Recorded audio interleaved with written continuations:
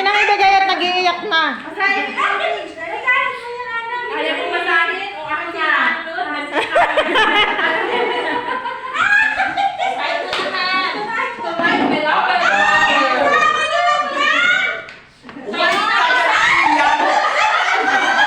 Nabawasan na na ba?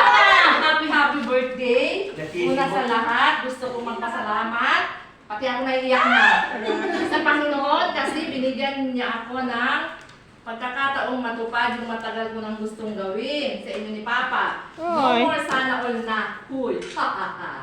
Ayan, meron ka ng pang sana all mo lang. Dati, hehe, Mama, sobrang nagpapasalamat ako sa iyo kasi kahit nahihirapan ka na, pero di mo pinapakita sa amin. Mama, di ko man masabi sa iyo personally kung gaano ako ka-proud sa iyo. Alam mo, at alam ng Diyos kung gaano ako ka-proud at kung gaano kita, dalawang page yan, parinig ko ba ito Ate Merly?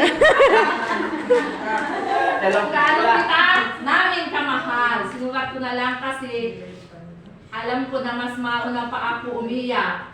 Isa lang naman ang hinihiling ko sa Panginoon ang palagi kang malakas at bigyan ka pa niya ng mahabang buhay. Hindi ko na pahabain ito kasi alam ko sa mga oras na narinig o nababasa mo ito, umiiyak ka na. Ito naman. Again, happy 60th birthday, Mama. We always love you. From yung anak mong strong at pinaka-sexy sa lahat. Yeah!